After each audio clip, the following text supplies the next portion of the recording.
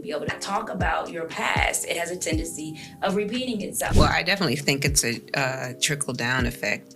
It has to start from the top. I mean, for someone at the bottom to come in and think that they're going to make a change. Yeah.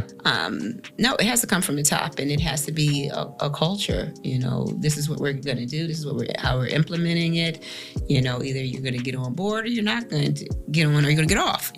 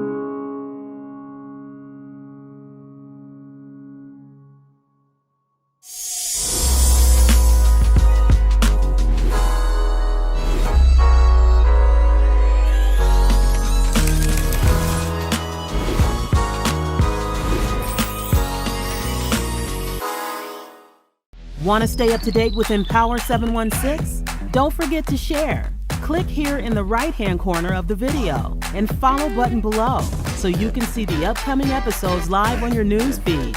Find Empower716 on LinkedIn Live, YouTube, Facebook, and other audio platforms.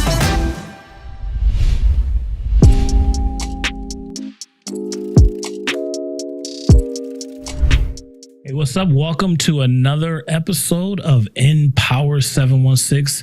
I am your host, Rob Lowry, and this is a show for entrepreneurs, business owners, side hustlers, career shifters, those who are committed to growing their life and business in Western New York. And so this is, I'm really excited about this episode because we're going to get into some quick but deep conversation about race. And so I have the privilege to have two beautiful women in the building, the house, whatever you want to call it. First guest is Sarah Pearson-Collins, and we have Kezia Pearson, the Race Card LLC. Welcome to the show, ladies. Thank you. Thank you for having us. Yes. So I've heard so much about both of you, and I'm excited to have you guys here today. I always like to start off with asking our guest, who are you? And, just a little bit about your background. I'll start with you, Sarah. Who am I? Oh, my gosh. Loaded question, right? Sarah Pearson-Collins. I'm a therapist by trade. I have a mother. I'm a wife. I work currently at the Roswell Park Cessation Services as a director of training. I have over 25 years of experience working as a therapist. Got my degree from University of Buffalo, and I'm a native of Akron, Ohio. Been in Buffalo since the age of 5, and just has never left. I'm Kezia Pearson. I am an educator for over 23 years. I am a writer. I do photography. I do video. I'm heavily into the arts. I have my master's in film and performance. I went to the University of Buffalo. That's who I am. Wow. So I want to start with the Race Card LLC and kind of what got you both to this place through all of your experiences, and what got you to the Race Card LLC. So I think we were kind of here for a while at this point, but the breaking point was the murder of George Floyd. That was the tipping point.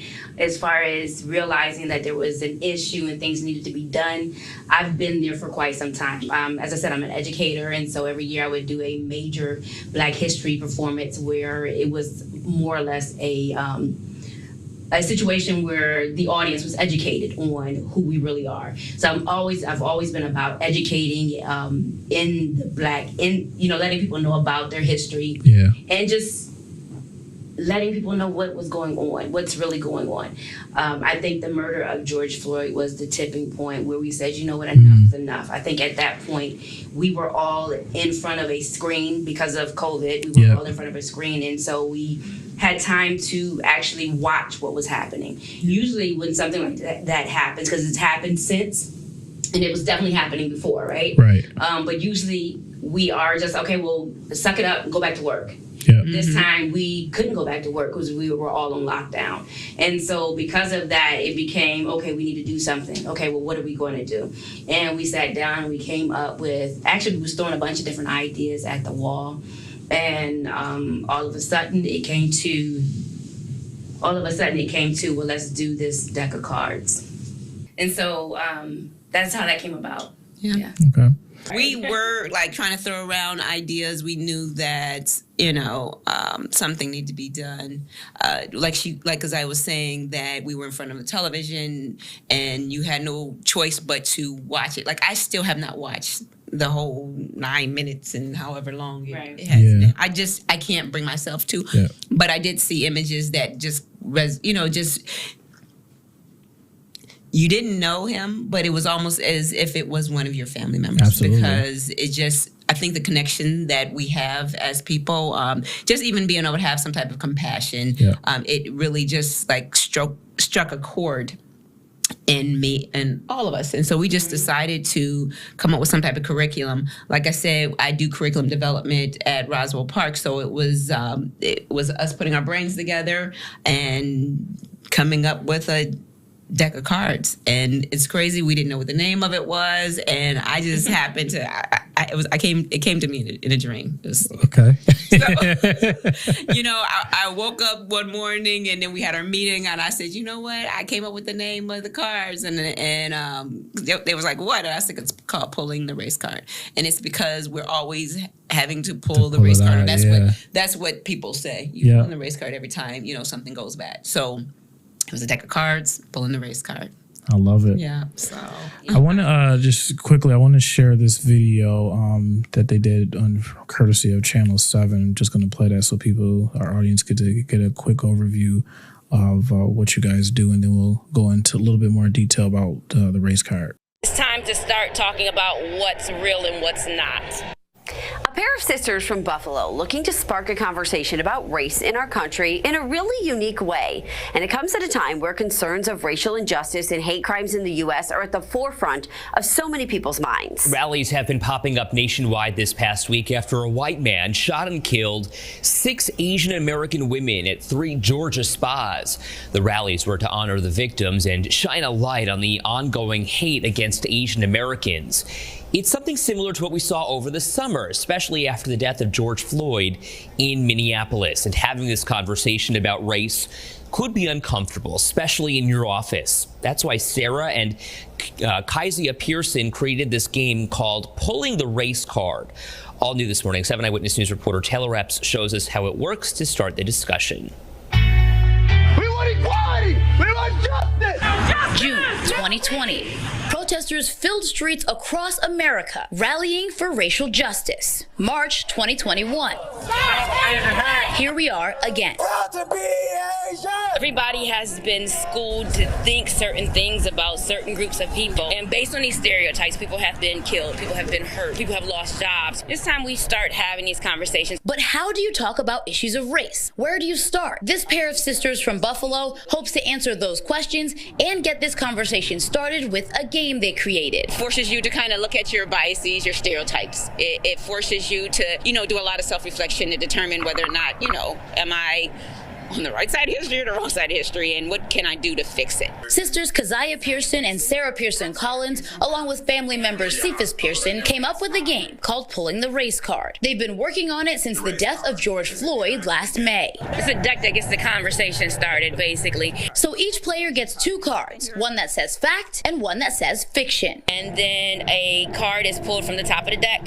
Somebody reads the statement, and you say whether you feel it's fact or fiction. And that's where the conversation starts, about topics like Blue Lives Matter, LGBTQ rights, white privilege, and more. And at the bottom of each statement card, you'll see a QR code. When you scan it, it'll take you to an article or video with more information about the topic. The police shooting of Jacob Blake in Kenosha, Wisconsin. I think that once we have these conversations, we will find out that we're very much the same, that, you know, we want the same things. This is the point where you discuss. We don't have to agree. We definitely don't, and we're probably not going to agree on a lot of the topics. But the point is, in having the conversations, we need to start understanding each other. The Pearson sisters hope the race card game can start conversations with people of all ages and backgrounds in any setting. We're looking to even, market this with corporations, like, you know, for team building exercises. It can be sit around a dinner table and having that discussion. Their ultimate goal, to have a global impact. We need to start having those conversations so that we can start changing the nation, or the world, actually. Yeah. No, this is a great idea. These are the kind of conversations that we're all having these days, or we should be having. So Taylor's joining us live this morning. Taylor, when you're playing this game, when you're talking about all this, how does it end? Is there a winner when you come out of it? Wow, so that gives you a good overview of the pulling the race card concept of the game. So I want to just talk about how the progress has been since you launched the business and working with different corporations and organizations over these last few years. How is that? Do you feel, has there been any improvement in the conversations? When we originally did the interview, a lot of sister stations picked up. So that was Channel 7. Channel 7 sister stations picked up. So we were getting orders from all over the world. Wow. Not all over the world, but all over the United States and even in Canada area. So it very quickly started like moving, moving this train. And we were thinking, oh my God, now I need to make sure that we're, trademarked and patent and all of these things. So we were kind of doing things backwards. Mm-hmm. But since this time, it's almost like word of mouth. So people call us, inquire. They've seen something in social media or on the news, and they want to inquire about our services. So they have us coming in to facilitate conversations about race. The first time we started, we actually did something on our own. We wanted to spark attention and to have almost like a grand opening type of thing. So we did something on our own. And from that moment, it just kind of started blooming, Wow. So we get busy and, I don't know. It's busy. It's, the conversations, when we have those conversations, sometimes we go in there and we are energized, A lot of times when people call us in to organizations, they're willing to have the conversations. And there's times where we go into organizations and where people are made to be there. They're made to be there, and it's clear. It's really clear by the energy and how you're able to get through that 2-hour session, Mm-hmm. Every single time, though, that we get through it, I'm completely exhausted. It's almost like it takes everything out of me. Mm-hmm. Sometimes it's very hard to even read what we have prepared on the card. Wow. When we talk about topics about the N-word, it's hard for me to say it in a room full of white folks. It's hard for me to hear them repeat it sometimes, and then we have to talk about that because I hold folks accountable. I'm hoping that they hold me accountable. So if it's making me feel uncomfortable, we're going to talk about it. That's why we're here, So I think it's been good. I don't know, Kezia, what do you think? I think you summed everything up. I think it's been pretty good. It's been a ride. As Sarah was saying, some places we go and people are made to be there. And so you can tell based off of their energy and how they respond. But we always, even when people are made to come, they still have the conversations. Right. So a seed is still being planted regardless. Right. And that's the purpose of it. At the end of that last segment, it said, is there a winner? We're all winners because we're having these conversations and we're able to move forward. Yeah. Mm-hmm. Hopefully we were able to move forward. I don't think anybody will go away from everybody's going to go away changed. Mm-hmm. Now, the degree of change is dependent upon the person. Yeah. You know, there's different stages of change, so it depends on where you are in your stage. Like, do you still think there's no problem? But a seed has been planted no matter what. So that's our goal, you know. To give you something to wrestle with, because even if your mind is still stuck in racismville, you're wrestling with what was said in these sessions. So seed has been planted and you're thinking about it now. And that would be really the goal. At least there's a start there. Mm-hmm. Do you think racism, race relations has improved in 2022? Do I think it's improved? I feel like we're talking about it a little bit more, but I mean, it just changes. Like, it has changed throughout the years. It has not gotten better. Mm-hmm. You know, I mean, we're still lynching folks. You know, we're still, police are still shooting people in the street just because they feel like they can. Right. Immigrants are still being housed in cages. Some are getting over here, depending on the color of your skin. Like, it hasn't changed. It's just, and I think that if people could just open their eyes and see that it just changes to a different, they call it systemic racism. It's just different form, if you ask me. Different names for it. Folks find different ways to still get their needs met. Right.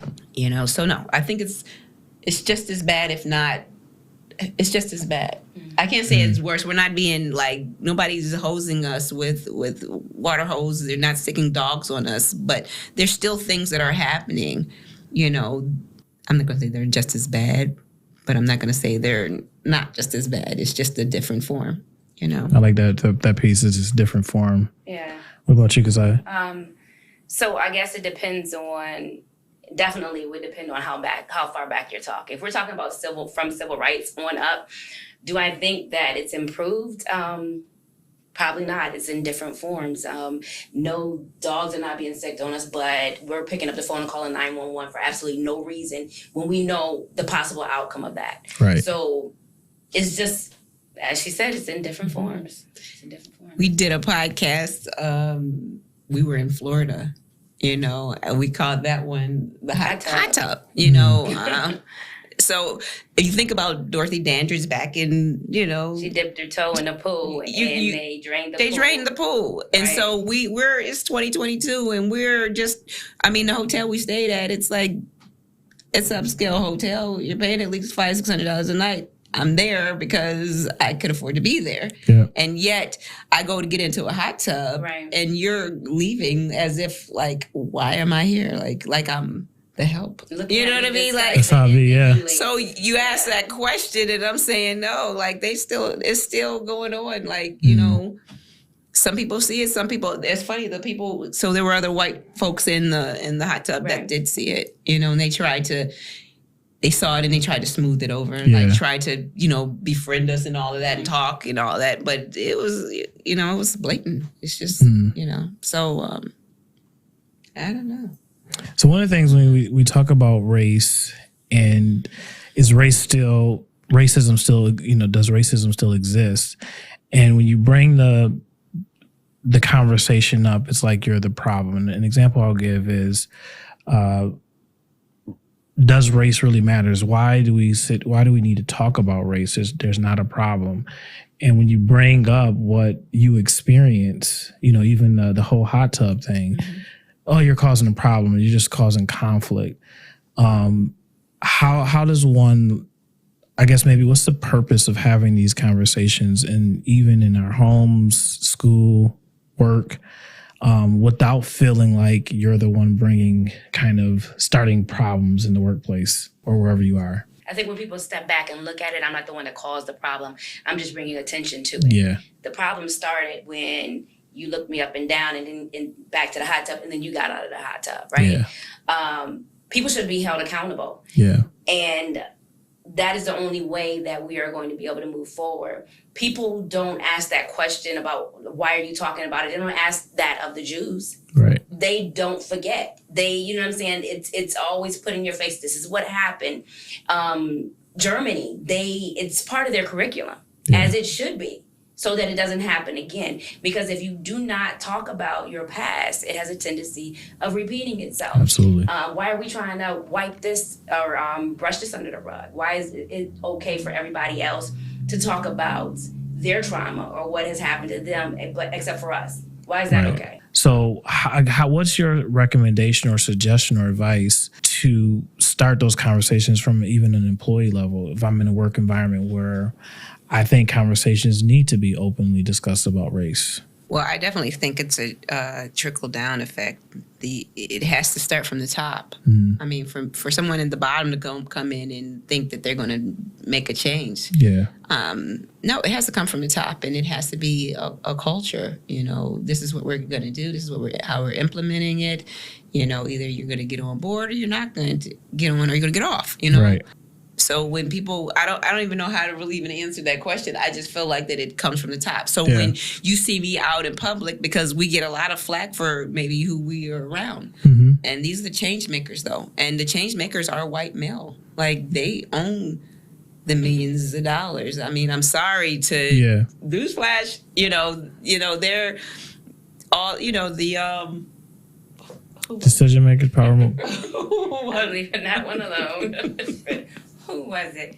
And it be your own people. It be your own people. Yeah, that really, like, I'm trying to make changes, and I got to go into rooms where they're money makers and they're change makers. So we went to a Carl Palladino Christmas gathering that he had, and it was full of the money people, change makers. And so we posted some pictures online, and we got a lot of flack from why, who said? I'm not going to say who said it. It's just the point. Oh, well, I mean, it was just ridiculous, you know, and I get it. Like I wouldn't take money. Well, I'm not taking money from him. Right. I'm planting seeds. That's what I'm doing. And I got to go into places that, it's like going into the middle of the desert or going into a forest. I got to go to where the need is. Like, am I going to go in front of a bunch of black folks? Am I going to do this for the NAACP? Well, I can.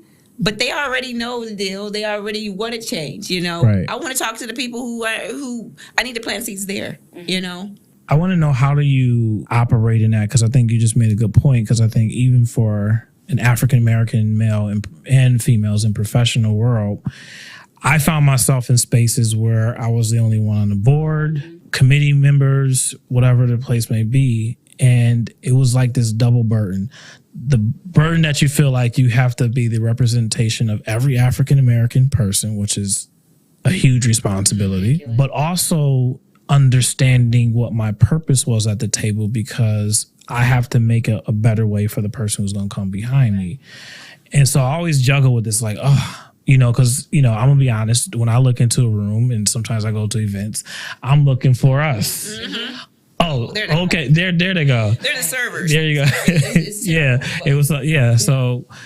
So you walk a tread line, because I feel like that pressure is in both ways, and then, like you said, the pressure or the criticism, your feedback of, like, why are you in that place? So how do you balance that? Or not even balance it. How do you, I guess, operate in that? We do a lot of self-care. Like, it gets hard and heavy. First of all, the topic is heavy as within itself. But then to have to deal with that coming from people who you would think are supposed to be supporters or trying to help to move this needle. Absolutely. We check in a lot with one another. We have to constantly... we try to make our spaces, the energy. So our circle has gotten smaller. It's changed several times. It has changed. Smaller. Because I need to be around like-minded people, people who are going to help to keep me grounded and help to protect my mental health, because it takes a toll.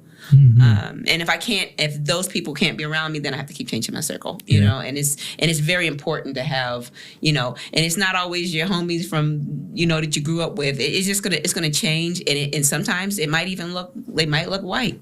Yeah. And then sometimes you hear people all the time, well, how come, so-and-so who's a professional athlete, why he surround ourselves with all these white folks? Well, there's probably a good reason. It's not that, they did it just because they sell out. Yeah, they're not selling out. It's usually because they're getting something that they need in order to be in that space, know. And that's where I don't care what color it is.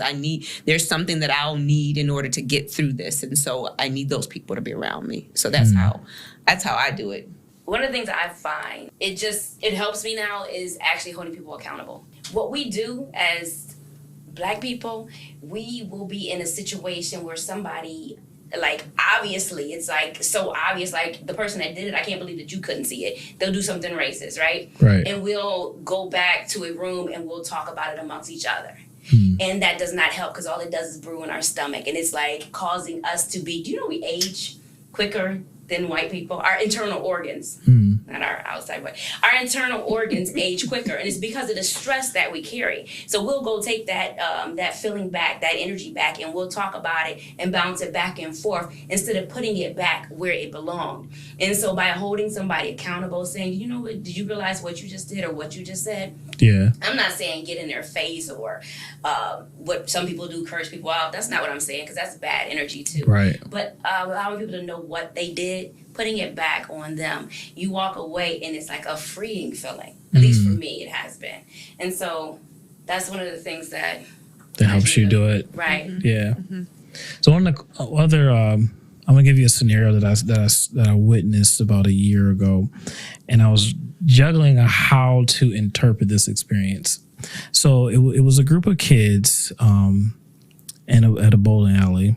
They were being loud, young teens, African American, majority of other white guests in the place, and so they were addressed for their noise level. And so on the video, a few of the people that was in the group were saying, well, you guys are just being racist to us. And obviously I caught a glimpse of the video. And some of the comments was, why is race always interjected as, why wasn't just their behavior? Why is it always the first thing race? Mm-hmm. And obviously you don't know the full picture of the scenario, but oftentimes, how does one, and I'll give you another example. I think this was a show, but they were making light of just the race issues. And this white guy was standing in the line, and the Black woman was in front of him. And there was, she didn't move fast enough to the line. And he said, can you move up? Because, move up. And so the Black guy behind him says, you don't say that to a Black woman. You can't say that to a Black woman. And so it was making little jokes of how a white man can't say, give a directive to a Black woman. Give me some, your some of your commentary to those couple scenarios. So the first one with the bowling alley and the kids, I do think, we have several cards about this, but it seems to be that at times where, kids are being kids, Black kids can't be just kids, just like white folks can be. They could be horsing around, they could be in a hotel, and Black kids could be having their fun too. Yeah. And Black kids are going to get, they're going to be pulled out. They're going to be singled out, even if they're all still just horsing around. I think that the concept of race is attached to behaviors. It's not just the one thing. It's it's an intersectionality piece where they're all kind of combined together. Yeah. So I know that we have a card that I always pull, and it's overly sensitive. Blacks are overly sensitive to instances of racism. That card, I always pull that card. And the reason why I do is because when we've experienced trauma, just like a soldier may have experienced trauma when they went off to war, they're diagnosed with PTSD. Yeah. You know, they've been hearing gunshots while in war. They come back to civilization, and then they hear a backfire of a car, and automatically it triggers that trauma and that reliving. Yeah. I'm not going to say it's exactly the same, but the concept is very similar. When you're dealing with racism on a constant basis, and it's been done for years and whatever, Absolutely. we're automatically going to assume the worst until we're able to check the room and just determine whether or not this is real or if it's not, and then to be able to act accordingly. So we're traumatized. What do you want us to do? Like, you can't make one of the ladies mentioned about during the 4th, they always talk about being sensitive to military people when we're doing the fireworks because that can trigger them. But nobody is being sensitive. Nobody is sensitive to us. This has happened to us, but Right. we're pretending like it didn't happen, like the dogs didn't get sick, that we didn't have to sit in the back of the bus, and that we didn't, all these things, bad things have happened. Yeah. And now we're just supposed to act like, okay, it's a new day, and like nothing happened. People always want to say, well, it didn't happen to you directly. Racism is still going on right now. Things are still happening. Those particular things didn't happen to us directly, but it is proven that things travel down through your DNA. There's a scientific study. It was done on rats. Not that anybody's a rat, but it was done on rats. And it was a smell that was connected to some type of abuse of this rat. Mm-hmm. The rat had babies, and they didn't do anything to the babies, but every time the babies of the rats smelt the smell, they went into like frenzy because they were scared. Wow. So it travels down through our DNA.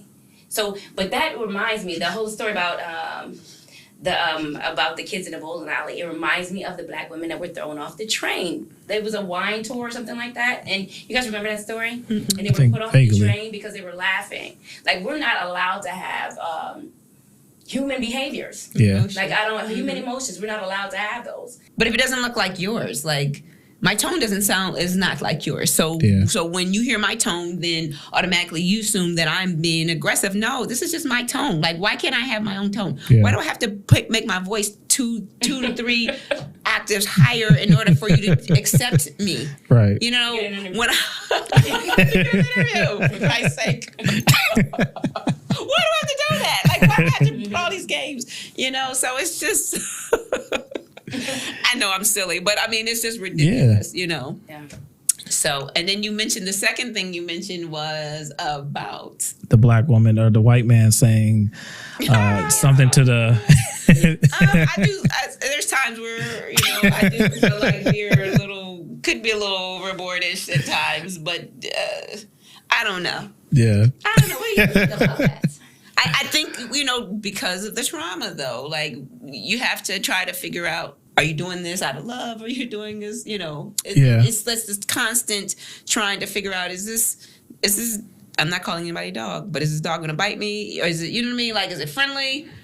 I'm not calling anyone a dog. Yeah. I'm simply saying, like, every time I go into a room, I have to test the temperature. I got to figure out, like, who's friendly, who am I going to have a problem with? Like, why do I have to do all of that? Like, and who's overly, and I think who's overly, because you do get the opposite of someone, you're kind of like, okay, you're overboard. Like, you're trying to compensate your friendliness because I've been in rooms like that where someone is just, being overly nice to me, and I'm like, okay, or trying to make me feel so comfortable where it's a little awkward. It's like, okay, calm down. So when they talk about the white privilege, which I do not like that particular term, but the privilege is that you don't ever have to go into a room and try to figure out. You don't have to get into a hot tub and try to wonder, did that person just get out of the hot tub because I'm in here, because it's my brown skin? You never have to deal with that sort of thing. You get to come and go as you please. That's the privilege of it that people don't seem to, like, oh, I had to work for this. No, it's not about that. You worked hard, I worked hard. I'm talking about just the simple luxuries to be able to do things that we have to, like, it's a constant, I'm constantly on, like I'm on, like I'm a character. Exhausting. I mean, you mentioned a good point about the trauma part, because I even no matter how much success, money you got in the bank, you walk into a store, I know that I get this feeling that, if somebody's watching me or if the alarm goes off, everybody's going to look at the black man that's walking out, and I can still have all the credit cards I have, pay for the whole thing. What is he doing? That feeling that, and then, when you're driving it late at night and wondering, am I going to get pulled over? Because I'm doing the speed limit and doing everything right, but that doesn't matter. I just got to, make sure everything is good. So like you said, you never kind of lose that, because I think you're always constantly thinking about, if I make the wrong turn, if I don't turn my blinkers on, whatever reason, that you're carrying that load constantly. The other part I want to talk about is, and I don't know the correct terminology, you can help me with it, because I just cringe when I hear it. So talk about the whole, the black kids being in the bowling alley, but I'll transfer that to the kids who may be acting out in the mall, and you see videos, and then people say, this is why we can't go anywhere. As though we need to be good, our best behavior for another group of people, I guess.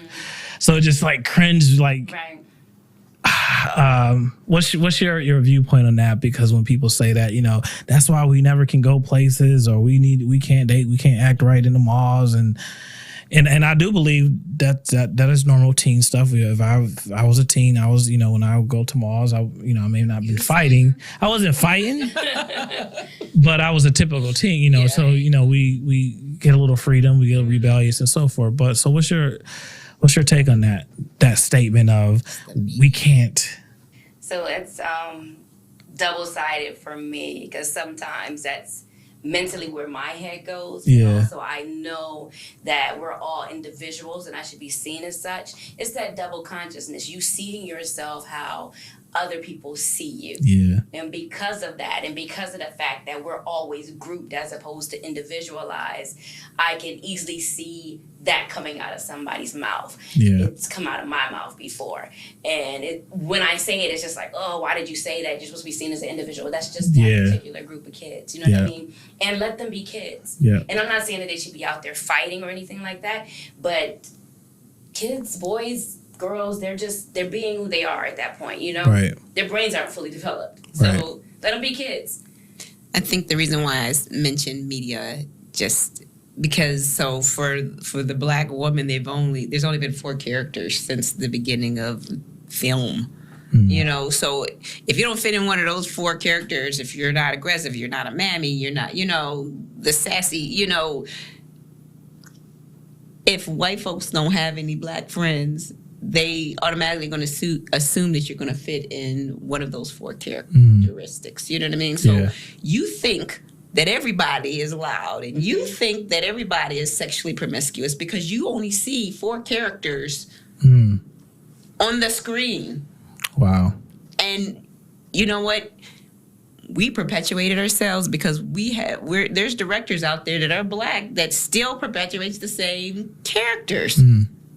So that's why I said media. And media is a double-edged sword. You know what I mean? Like, you know that when you look at the welfare line, when they talk about unemployment rate, and you see they have the dark-skinned black woman standing in a line, getting her free block of cheese. Yep. I done gone way back that way. Black cheese. You know what I mean? Like, it's always the case. Like, Right.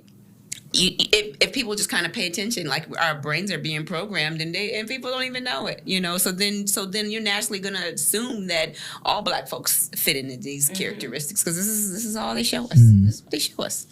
Black kids they're aggressive because we just videotaped a fight, and we do it to ourselves because kids are the ones that's posting the foolishness on social media too. Right. They need to do better. They do. No, we all need to do better. We all do. You're we right. do. Yeah.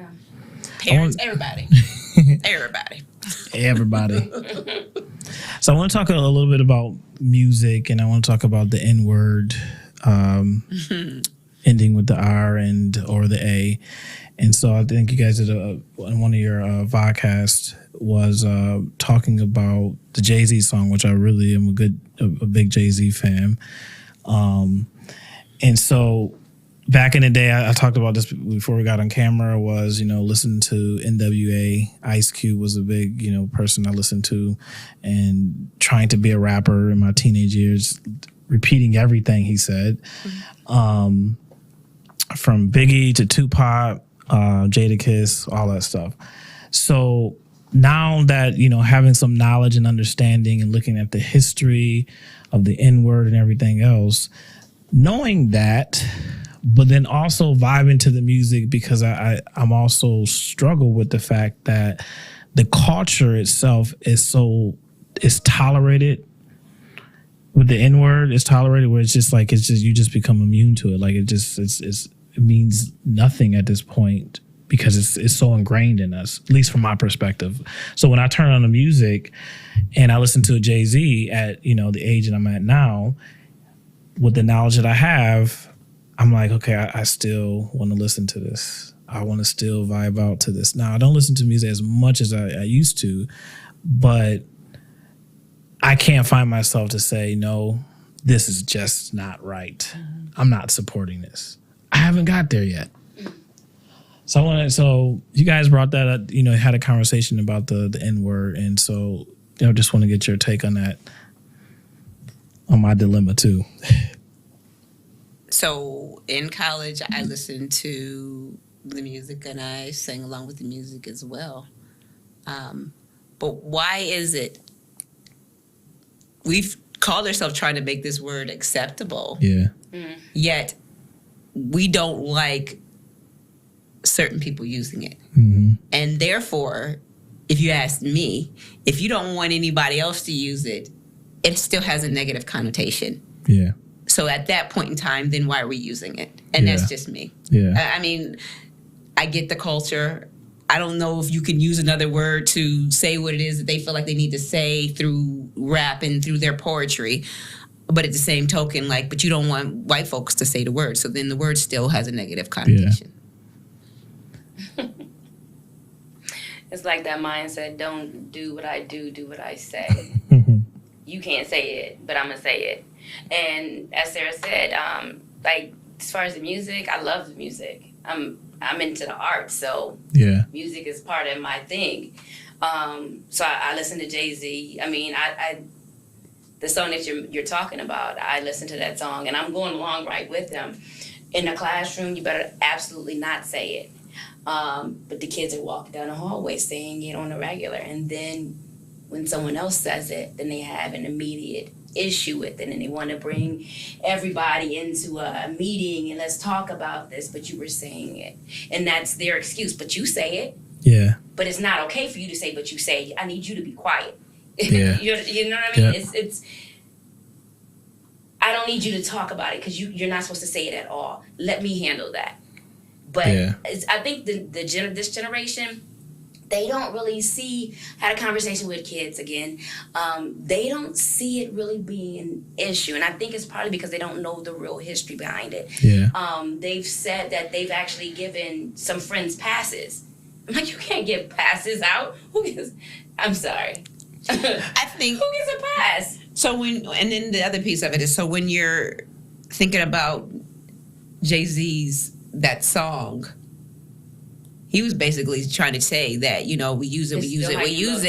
It still doesn't matter. You still the N word, yeah. Yeah, it's the hard R, not the A, you know. So we might say the A all the time, but at the same token, people are still looking at you, huh? Yeah, no, nothing. I'm sorry. Oh.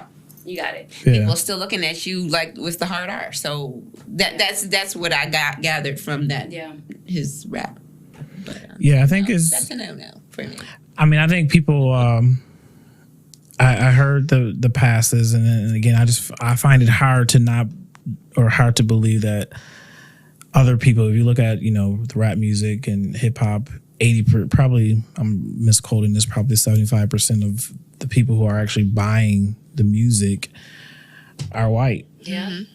And so I believe they are saying the words. Oh, yeah, absolutely. in the car, you know, doing 16 mile an hour down the road in their house. Yes, they are. Yeah. Yes, they are. And so I can see, you know, I've heard that same thing is that, you know, there's passes given. Okay, you're cool with us. You from, you know, where we are. So you can say that. But I do have a tough time telling someone that you can't say a word if you're condoning it. Because I just don't think you can just say, if I'm going to use the word and I think and I listen to it and I'm saying I'm supporting it, and then I try to say, you know what, you can't say it, but he can say it. He can't. It's hard to kind of like do that. So I'm still torn on that because it's just like, you know, when you get older, you're kind of like, well, I understand the meaning of this word. And I think you guys talked about this, about the whole culture thing that, you know, even you talked about the roles of media and being limited, that are we so ingrained into a culture where we're so knee deep into where we can't fight it off or kind of like make an effective change because it's just so overwhelming because through our kids' music, I mean, the music you look to now is just like, it's normal. So, I mean, sometimes you barely get it bleeped out. I think it's money, it's capital more than anything. So because of that, we won't back up to say stop. Yeah. Because of the money. It should have been stopped. If we were like the generation before us or the generation before that, the reason why the bus boycott worked is because people were not getting money.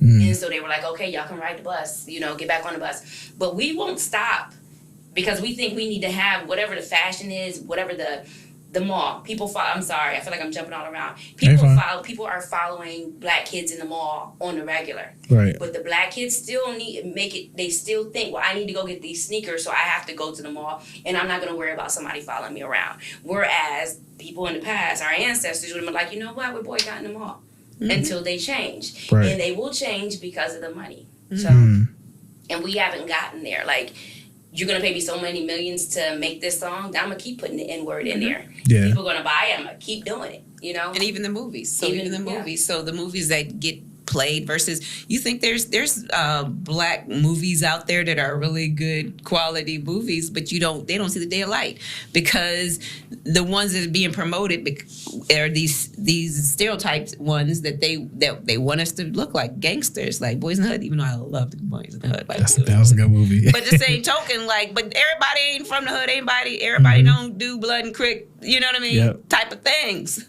But God forbid you make a movie about a doctor and an astronaut, and it doesn't see the day of light because of the fact that who's to say it wouldn't sell? Sometimes it's not even promoted for the simple fact that it's all about keeping a stereotype going. Yeah, it's perpetuating a stereotype. We don't know the value of our dollar. Like, we spend more money than anybody. That's a good point. We don't know our own value. I think that's a big part of it too. I love that piece. We don't know our worth, period. Yeah. You know? Still learning it. Yeah. Right. I want to talk about another piece that you guys talked about is laughing through our trauma. Now, I want to give this video I watched on TikTok. Now, I know I shouldn't have laughed, but it triggered me, but it was funny. And I was like, I shouldn't be laughing at this. So the creator, I know, you're like, so the creator, he was like, I think the title of the TikTok video was I'm playing basketball with my dad. So he throws the ball and then the camera goes on the street where it's just empty. Nobody's there. And I just started laughing because I thought, oh, that's so funny. Like, you know, there's no ball. The ball just drops on the ground and there's nobody standing there.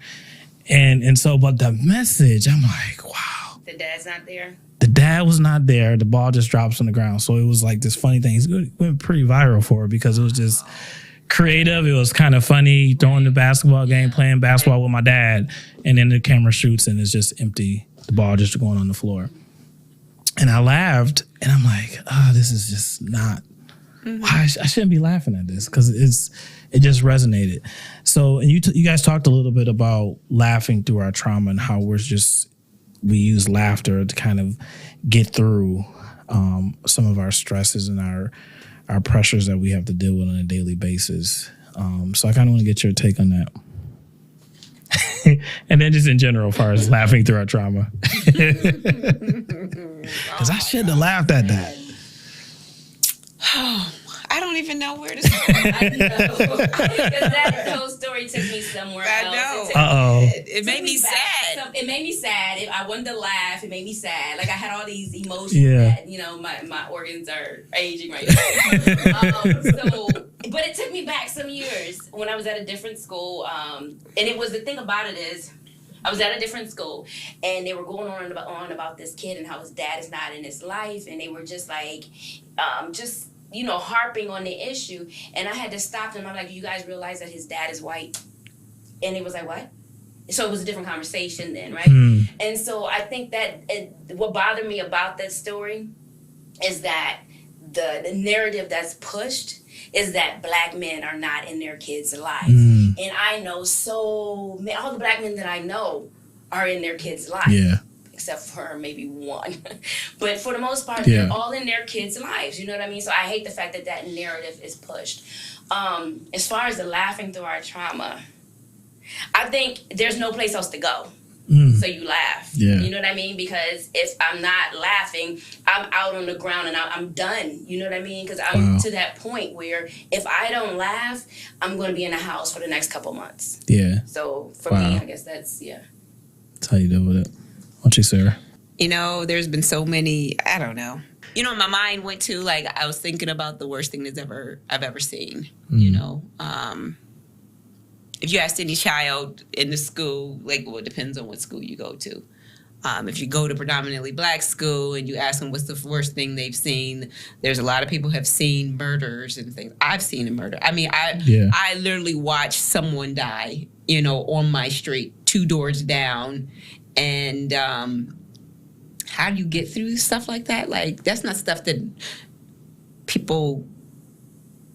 a lot of people can say that they've experienced. Yeah. How do I keep going? You know what I mean? You have to be able to find a way, and it might be a abnormal, which psychology would say, way of getting through your trauma. But we find ways to do it, and sometimes it is through laughter. At that moment, I did not laugh about that particular situation. It's just the fact that, how do I keep going? Yeah. I have to find a way. Yeah. And this is, we watch comedians do it all the time, and half of the stuff, we relate to it, but it's funny. The best comedians to me are usually the black comedians, and I'm not saying it. I'm saying it because of the experience. A lot of their material is based off of experience, right? And it's usually trauma, and we all usually can relate to it. And it's not funny, but it is funny because we can relate to it. You know what I mean? So I don't even know if I answered that question. No, but we find different ways to be able to cope with whatever it is that we're dealing with, and so. Sometimes it just comes out as being laughter or humor. DL was that we did his show, and it was nothing. What he said, he was talking about the missing black women, and he was talking about how that poster would be up under a missing poster of a missing dog, under another used car or a car being sold, and all the way at the bottom. And we were cracking up. We were cracking up like it was the funniest thing. And we looked at each other like, that is not funny. Yeah, they don't look for us. He was right. But we know that's true. Then we right. But we're cracking up inside. Yeah. It was. Because it's just like, man, that's messed up. They don't look for us. Yeah. So I think it was that kind of this is really messed up. So laughter comes because it's so messed up. There's so many messed up things that happen throughout our lives as black folks that if you're not laughing about it, then you really are in the loony bin. You are, yeah. So it's just we find, humor in a lot of, I ain't got it. But, so it's just we're used to struggle.